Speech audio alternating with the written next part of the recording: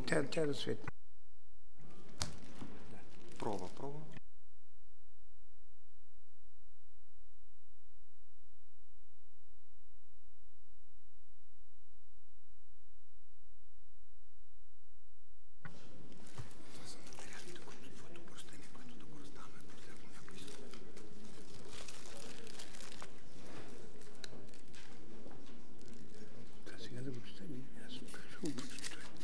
Той има това е дълго.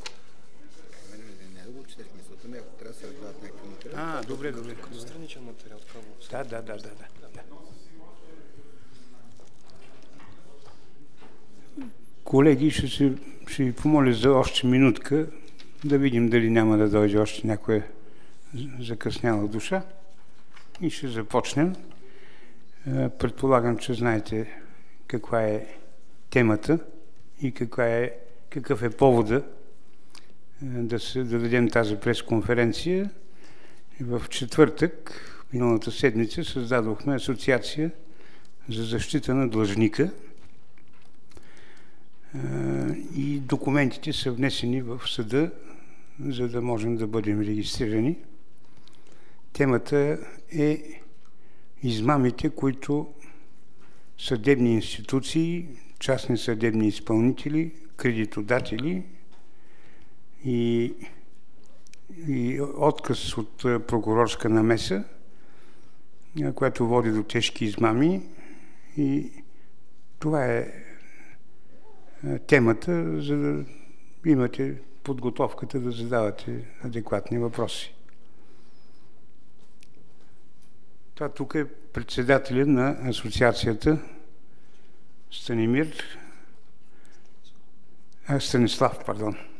Станислав. Той е студент право трети курс вече, нали така? И тъй като при мен годинките вече се натежават, редно младите да поемат вече своите отговорности. Ние ще помагаме с опит, разбира се, и с натиск, съответно. Надявам се, че вие пък ще помогнете на асоциацията, както и на всички български граждани, с материалите си, да престанат тези измами, тъй като ние постепенно се превръщаме в една абсолютно ненужна и несъществуваща държава. Впрочем, днес е ден на Конституцията. По пътя насам се опитвах да измисля нещо добро да кажа за нея, но освен минута мълчание, друго не мога да ви кажа. Сега ще дам думата на Станислав да прочете експозето, след което ще можете да задавате въпроси. Това вдясно от Станислав е адвокат Диньо Бозаджиев, а това е Ивайло Илиев. Това е Ивайло Илиев, който е един от пострадалите, тежко пострадалите, бих казал, и един от инициаторите за създаване на тази асоциация. Благодаря ти за думата. Аз освен да ви приветствам в началото, дами и господа, будни граждани, потърпевши, юристи, журналисти, които присъствате тук, благодаря ви от името на Асоциация за защита на длъжника, че приехте поканата ни да присъствате на първата ни пресконференция, която е под наслов "Беззаконието в закона", от серията такива, които смятаме да организираме всъщност, отразявайки и осветлявайки скритите явните проблеми на съдебната система, правораздаването, правоприлагането, които нарушават основни законови гарантирани граждански права. Бих започнал с един въпрос: дали знаете какво е изписано в коридорите на Съдебната палата? Съвсем риторично, разбира се, защото в този уж храм на справедливостта, където се помещават стотици родни магистрати, е записано, че правосъдието е основа на държавността, справедливостта трябва да се съблюдава във всичко, особено в правосъдието. Съдебната реформа и проблемите на системата са били винаги на дневен ред, особено пък днес, както всички сте запознати, но нямаме нужда да говорим абстрактно и комплексно за тях, тъй като всички се докосваме до тях, защото се сблъскаме с тях всеки ден. Къде е пряко, къде е косвено, като потърпевши от лошо правораздаване, непознаване, поради което естествено неспазване на правата ни, отивайки за свет при юрист, търсейки справедливост в съда или закрила при останалите институции. С цел да се модернизира българският граждански процесуален кодекс през 2008 година беше въведено бързото заповедно производство, следващо се от изпълнителното, в чийто център стои издаването на заповед за издаване на изпълнителен лист. Ако сте имали вземане-даване с частни съдебни изпълнители или сте получавали призовка за явяване в съда като ответник по иск за прибиране на дълг, то вече сте наясно с това какво се случва. Но колко точно ние, гражданите, го разбираме като функции и като процес въобще? Все пак не всички са юристи и това не би трябвало да е задължително условие да се ориентираме в проблематиката. Днес сложните икономически отношения между нас, гражданите, особено в рамките на Обединена Европа, създават нови връзки, различни нови сделки, договори, опериращи в различни държави, между различни субекти. Следователно, усложнява се и икономическият живот на обикновените граждани с различни от изборените занимания, които преди малко казах. В центъра на този сложен комплекс стои капиталът и именно за да облегчи и улесни гражданският оборот, европейската практика е да се употребяват заповедни производства, като при нас те са по член 410 и 417, за да могат кредиторите да приберат вземанията си бързо, без разточителни дела, по обикновеният ред, стига претенциите им за вземания да са доказано реални и обосновани. Теорията и заложената идея в българският ГПК са взети от вече работещият австрийски граждански закон, за който, може би, Колю ще ви каже малко повече след малко и това, което ние планираме. На пръв поглед нещата стоят добре.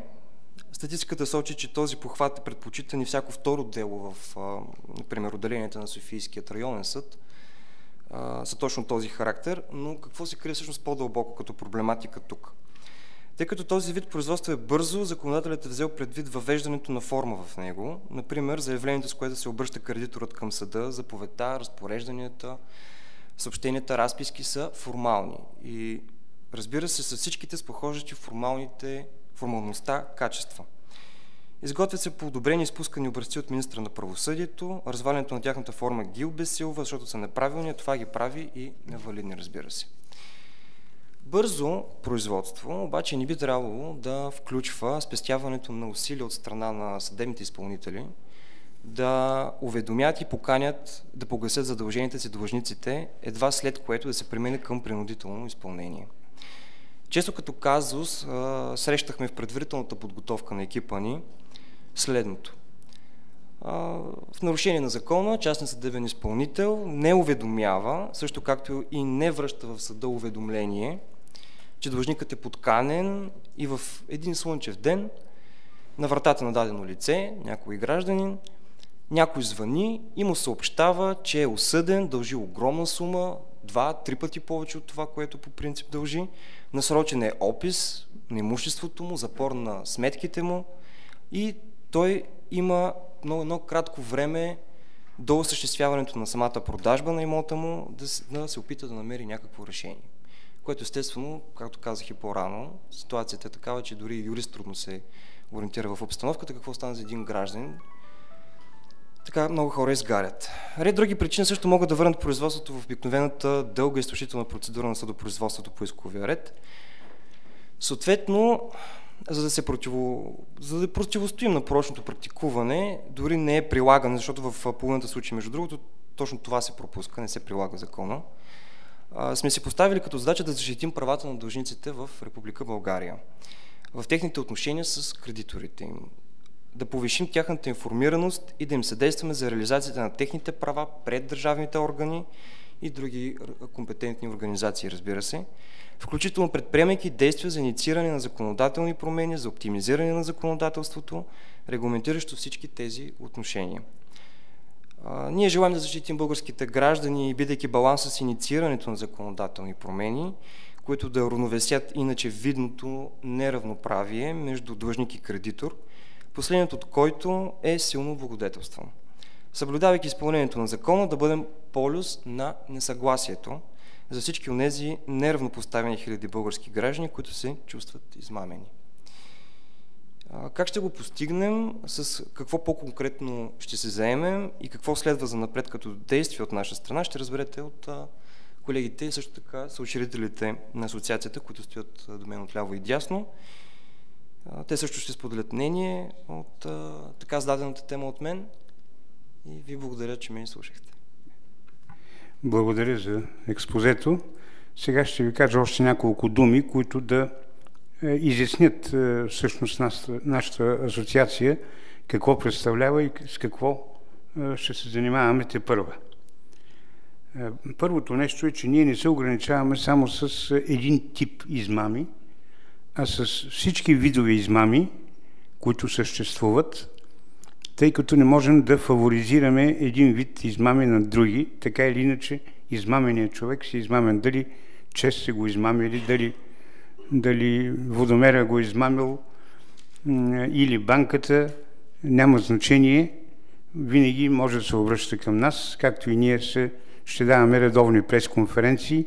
В момента, в който имаме нови информации или сме направили анализи, които са достатъчно интересни за медиите, както и за гражданите, разбира се, ние ще ги съобщим. На първо време смятаме да направим един сравнителен анализ на австрийския закон, който е в основата на българския закон за частните съдебни изпълнители, и да видим каква част е побългарена и кого обслужва. На второ място ще организираме една конференция през есента, може би в октомври месец,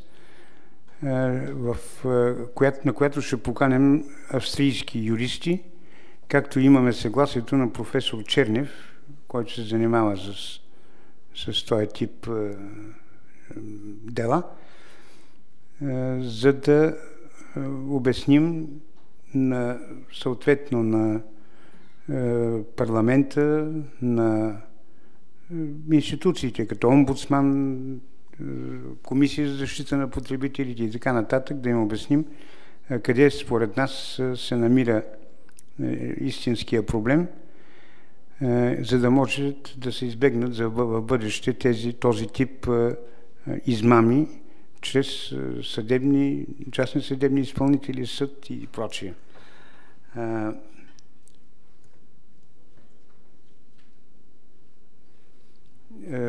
Така, в този план можете да задавате всякакви въпроси. Смятам, че ще получите компетентни отговори от адвокат Бозаджиев, от Ивайло, както и там, където аз съм компетентен също, и Станислав, ще ви отговорим.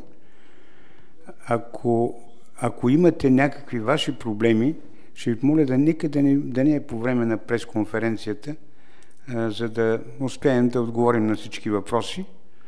След това ние ще имаме сайт, който в момента вече се работи, където покрай всичките информации, които получим, разбира се, проверени с номера на делата, с кои са участвали като съдии, като частни съдебни изпълнители,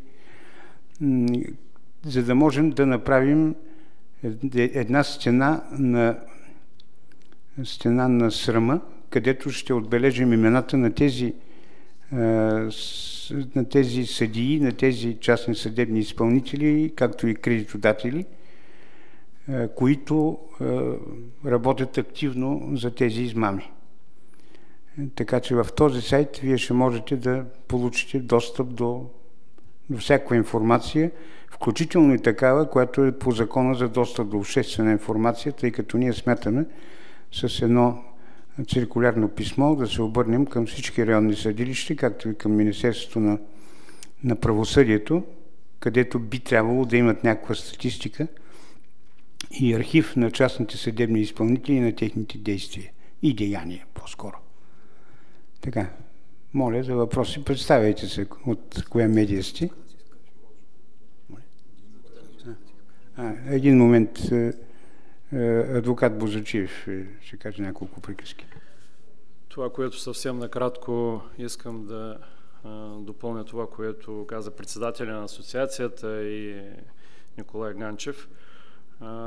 Това, което ние се опитваме да направим на практика е опит да се концентрира обществената енергия по един изключително значим обществен проблем, защото България и българските граждани, т.е. България се превръща активно и все по-прогресивно и бързо на практика в една държава на длъжниците. Всеки един от нас или е длъжник, или е потенциален длъжник. И тогава, когато се влезе в тази проблематика, в един момент, поради определени опущения, било в законодателството, било при приложението на закона допускане волно или неволно грешки, това лице, което попадне в тази проблематика, с една спирала тръгва към дъното с непредвидими последици и житейски трагедии, които сме и свидетели.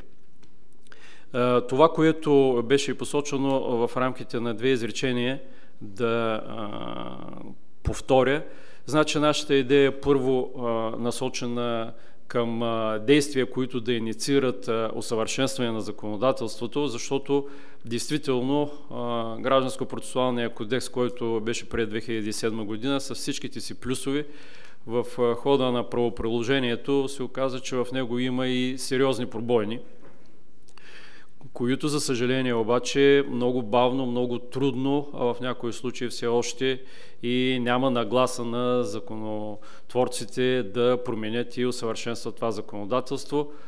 Това е закона, през който на практика минават всички тези производства, гражданските, търговските спорове и оттам насетне всички български граждани са и потърпевши. И второто направление, това е да бъде анализирано правоприложението.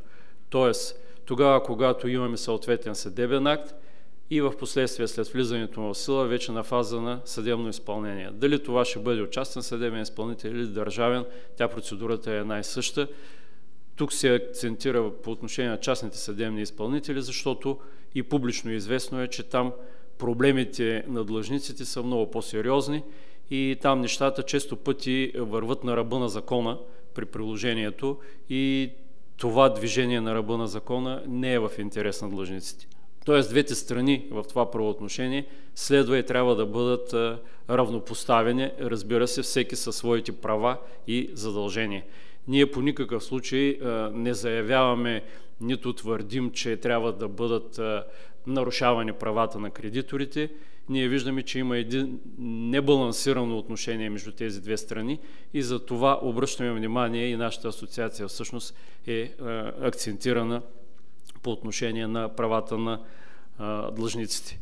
Другият проблем, който съществува и той е свързан преди всичко в прилагането и в последната фаза на този процес, а именно изпълнителния процес, било, пак казвам, от частни или държавни съдебни изпълнители, че там в желанието, особено така или иначе, изпълнявайки задълженията си, частните съдебни изпълнители са силно мотивирани, тъй като имат и материална заинтересованост да удовлетворят възможно по-бързо вземането, а в определени случаи и възможно с по-високи такси, доколкото е допустимо.